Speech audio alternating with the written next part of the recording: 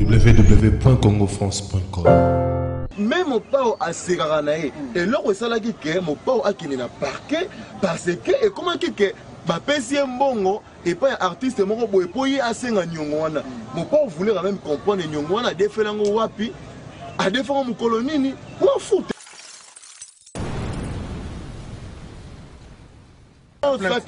Satisfait ou pas satisfait, l'essentiel est que lelo mutu moko lisuute akotaka na mutu na eke mopo azaka na nyongo artiste moko.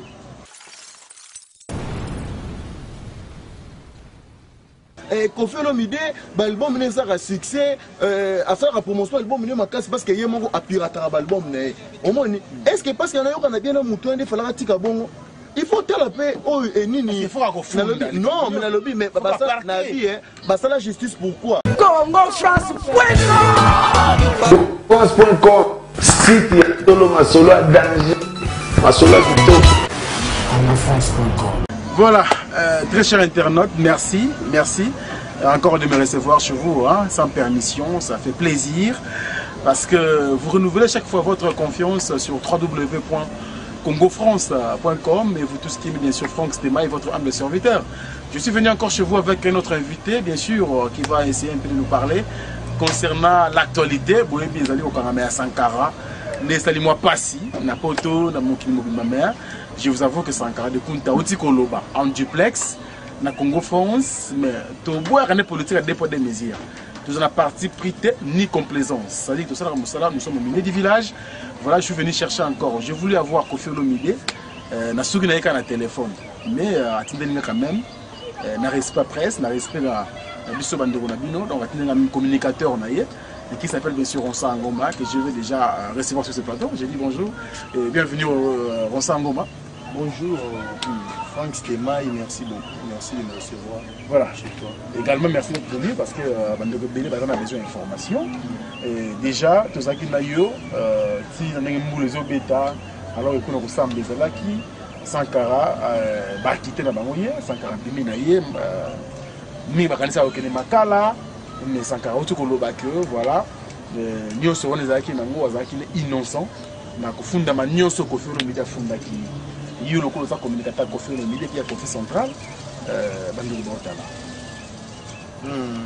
c'est des questions posées à peine amis question la posée c'est-à-dire que Sankara de Kunta lobi que c'est comme si azaki na yé innocent par rapport à l'accusation nyonso au Kofi Olomide azaki na yé quoi les gars na yé voilà raison pour laquelle les banda parce que l'accusation il y a le dit que pour faire bien fonder qui l'accusation bon excusez-moi pour poser on a changé la question mais non là il pas même l'accusation il y a lobby et que ba fonder qui ba la Sankara c'est marque tout le monde que non on dirait Sankara de Kunta za quitte on dirait par rapport on est sur plein à Kofi Olomide bon libre à lui il y a ko ça la triomphalisme il y a sali dans la daki ni duplex wana masanga moko patulengo wana Londres wana mutatindelenga lien wana ya site na bino Congo France oui na site na bino na ndaki duplex wana mais lui pour le triomphalisme wana et puis pour bazo kanza que non et quoi par rapport des forces mon be komi wana que non to kangio obimate obimi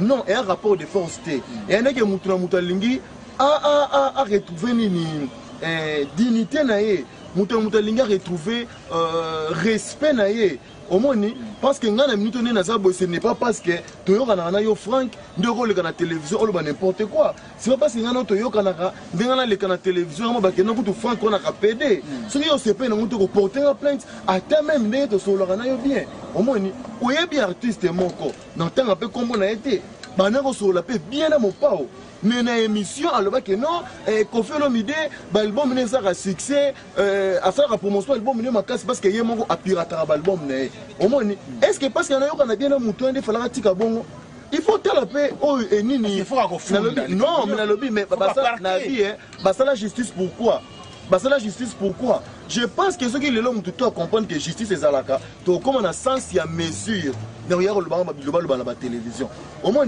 to comme on a sens il y a mesure parce que tant on le dit la télévision tant il y a le lobby au fingi ba betelo maboko il y a le lobby bien il y a souki ici il y a le lobby boy mais tant on y a au kangayo tant on y a au kangayo au moins ngai naza boye nakozala pour te ngai naza na esengo te ke bato bakangamaka na na esengo nango te omoni mais esengo naza nango lelo eza ke na bato balingaka Koffi Olomide les quadra kora na bato balingaka na bango ye te bacomprendre lisusu ke adefa mbongo mutu te adefa mbongo mutu te parce que ye moko mutu yango bakangaki ye natambolaka na badécharge na parke kuna alobi ke botuna sele yo botuna sele yo scram yamba ye po sele yo azalaki kuna lobi makambo azalaka basele toyebi te mais botuna ye azalaki kuna lobi po ye moko alobaki non nga alobeli nanga Koffi Olomide te nalobeli ye mutu mosusu yo olobeli mutu mosusu mo na Congo toka na combien de musiciens au nom de Koffi oh non, Koffi moko boye ayembaka pas fait bozi.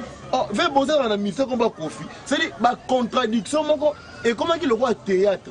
Dans le cas de l'émission le bac non ndeko tout le monde a besoin le quoi hein mais tu non pas nini.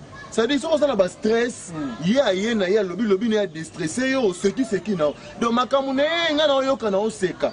Omoni ngana yo kana oseka.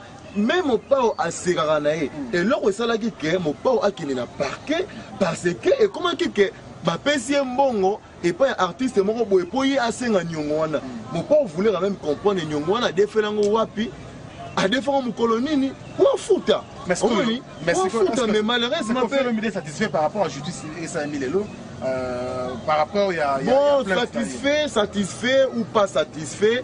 L'essentiel est que lelo mutu moko lisuute akotaka na mutu na eke mopo azaka na nyongo artiste mongo unumuzaki lokuta ezaki lokuta donc c'est elo na koloba yango wana satisfait ou pas satisfait na décision oyo ya justice l'essentiel est que mutu tout lelo na mutu alingaka mopao mutu alingaka quadra to alingaka ne quadra te à comprendre que quadra defa nyongo mutu te. Voilà, donc je crois que vous devez comprendre que il faut que l'information à source, donc l'éclaircissement est yango oyo, toujours que Sankara na téléphone, na duplex déjà par patron nanga monsieur Didi Dipumba ou interviewé à partir de France, Sankara a na Kinshasa, a lobby que non, azali vraiment quitte par rapport il y a dossier wana, donc je crois que vous avez monté Koffi Olomide question de me un peu pour éviter politique à deux poids deux mesures, donc c'est que je vois pour ne pas éviter aussi la partie pris nous sommes journalistes, nous sommes comme il se doit, nous sommes au milieu du village. Donc merci beaucoup à tout ce monde déjà au bassin Ketaki, tel que honorable Papi Diamboana, c'est dérangeant qui trop le Mr Cash de Belgique. Merci également à celle qu'on appelle MKL, bien sûr, Mimi Casse de Lille, copine il y a Karine et Lambi, la lumière de Stockholm. Merci aussi à mon sponsor, bien sûr légal, Noël Okito Black des Dons. Moninga, bien sûr, il y a Bandeko Belé, Nakati London, Kenomukena, bien sûr. Vous avez ça bien. Merci également à mon vieux, bien sûr, le sultan de Dublin, King George. Bon, mon cher, vraiment, Bandeko va comprendre. Si on le qui on va atteindre Koffi Olomide, ils arrivent par rapport, il y a quand même éclaircissement par rapport à mais je crois que c'est bon. Mais est-ce que vraiment, Bandeko se plaint de la poto, en Angola, partout? Non, on se plaindre pourquoi. Non, Nabi Franck va se plaindre pourquoi. Tant que les cartes finger, on a bien habitué de finger. Tant que les cartes le maman le couteau, on a bien habitué de constater. Ça peut ça conseil. Non, baza mingité, baza mingité. Et c'est là yo a dansé, yo a dansé, il y a elle là kuna, on a dansé, elle koto ça. Non, ce qui muta fingi boy, c'est que non au finger. Bo la c'est que non bo lingé te pas au finger. Aotika. Bon, la question au moins, dans ton landon, on a des biens. On le dit que non, l'église du village. N'a pas de terme, c'est l'église du village. Mais moi, je pense qu'à un certain moment, tout le monde a terme l'église du village. Dans la bande, on a bon. On a combattant. Le but que non, moi, je suis journaliste et nous sommes vraiment le bac, non, c'est vrai, Bazaki a raison. Mon toit, ça va naître à la raté. Azara toujours dans mon parti pris mais na télévision on manifeste en auto. Mais là est-ce qu'on a relinga que non au-delà de la neutralité. Au-delà il y a ba règles, il y a ba déontologie, il y a éthique, il y a presse sengi. Er mokopé dos sera courage sur le ba vérité. Les maramba boy fan qui ont invité non gâté. Maramba boy patron na bino ko benga na ça duplex parce que c'est alimenter encore la polémique. pourquoi tu as landé duplex wana so tu as lobby que biso peut répondre exactement na oya lobby et donc ça polémique toi na posa polémique te mon frère et na biloko mususu bino mo boko vanda boye bolandeli procès ndenge lekelaki osali na landa tu es intelligent yango mona ya rappel na émission na landa oko vanda pa lobby que non je ne reçois personne. Ben internet balandara yo, bako landa yo, bako yoka oyo soloba. Omoni non, parti prité. On le dit que non, ngai na kenaki na parquet, na moni ndenge dosso wana lekeli, tale zalaki boy, opesi nini. C'est-à-dire que opesi hein? Rendre information. On peut information, on peut la version des faits. Voilà, la version des faits dengue et zalaki. Au moins, s'il fallait même, s'il faut conclure, bah tu vas Rolanda quitte et il y a ce qu'on a mis toi en être. Au moins, bah et bien des plaques ça s'en déranger rien loin de là. Non parce que le monde n'est aucun non la bi bon côté na tala ba émission na bino mina ba internet au moins na kota na pe internet té bon na mona rondre bo excuser ngai na mona rondre ba émission internet on dirait une émission sans mesure, sans censure. Oyo muno za ko bani o ya lobby internet mususu na lobby ya yote émission la majorité émission internet et rango sans mesure, sans censure. Oyo muno za ko ya na ya lobby ne o ya lobby ba diffusant à l'état brut sans il faut pas tala que non oyo et ça bien et ce qui n'a biso te au contraire ils ont quitté mais heureusement pour na biso musique ya quadre et quitté na ngote pour la minute à deuxième na trace Muchiri bara deuxième surtout que bité lobby on a comme premier nini Oshwe nous avons inauguré ngo kalamingité to inauguré kalamingité 13e apôtre yango mo kalamingité ezobima basera na loka ba nene to bana Paris ba Nicole Kumpu na ba Londres wana Idriss na oloba mingi te ba Idriss na Londres wana baza wana ba masa nga ba patulengo ba ladi na nini na Hollande baza belé ba Thibaut Pula ba Angelou Central ba Sandra Kazadi je dis ba fanatique nyonso ba ya quartier to ba na Porto ba tout bazana nga nazo saluer bango bazana bango calme et même on sera même bande on a biso oh ya quartier la te bo na Porto total a bien monsieur Bossala ka bozo en tout cas ben merci beaucoup mon pao aza très reconnaissant envers Bino mais on est ça mon pao te on a nga mo na o pesa nga mo suggestion na ngai tu ben pour nga bande ko na ko to tika na biso TV c'est dit TV pena ko to tika na to tika na biso ba lobaka na bangani bon par contre basala on va kenda ba bimate ba to ba kate bitu ba 10 ans kutu ba bima surtout yonde penza ko nganeni donc sauter na biso ya on a lobby bande ko nga tuna ko sengo to tika na biso TV vango pourtant to zo loba ba mona ndika bata ko falinga polémique kimia ngo bolgo ngo koma yozo na kimia terron ça tant bo ça la relais non pas qui mette comme dans les cas déjà marambo sili na lobby na les cas TV karabimi pas à comprendre c'est bravo mais que biso pe et c'est mon biso que les autres ça laver to défendre bon côté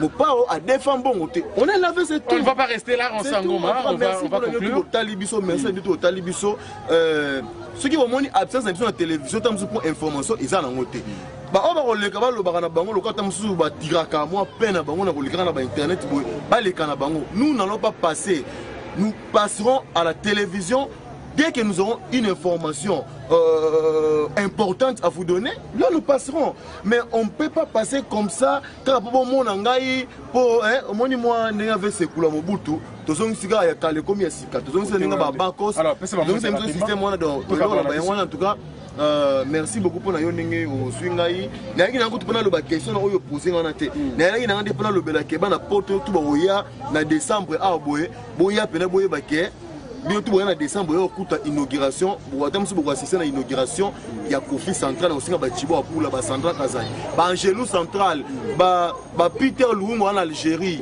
ba Patulengo Patulengo tu libanga pese kota kitile yo no zela rappel ba se na ba nene tuana ba Nicole Kunku ba Idriss bino tout boya to fêter na bino Noël awa boya bo assister pe na inauguration ya Kofi Central Muchiri bara ya on desto lansaki boyo kango na motema kofunga bozela kalamingi te yango moko 13e apôtre ekobima. Merci beaucoup. Kala mingi pete na ozana bino wana na poto wana ozana bino kala mingi. OK Mikili. Kala mingi ozana ba na kinga mo biloko mo donc peut-être. Avant que nous puissions atteindre ba tout ba plan. Oui, non ça.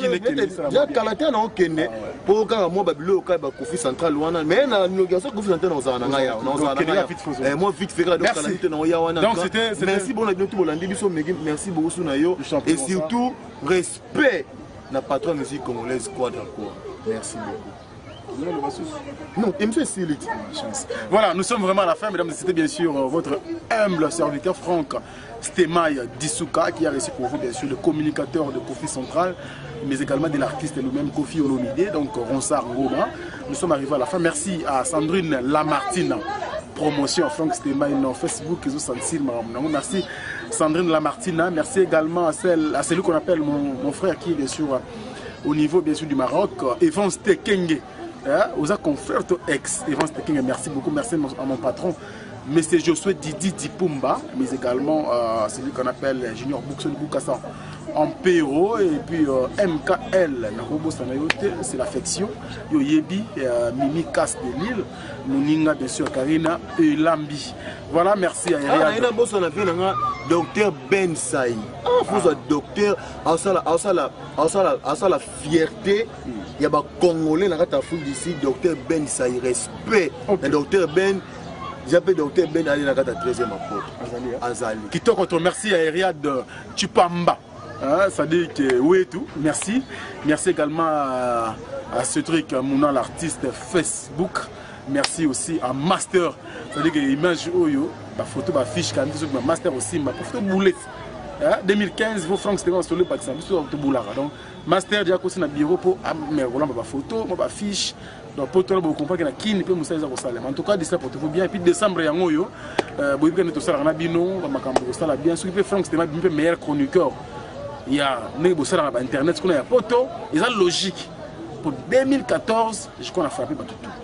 Ce n'est pas à contredire, hein, moi je crois. Alors merci beaucoup. D'ici là, portez-vous bien. Je vous retrouve très prochainement pour un autre numéro. Et voilà, avec un autre invité bien évidemment. Au revoir. France.com, site Tolo Masolo danger. Masolo Kitoko. France.com.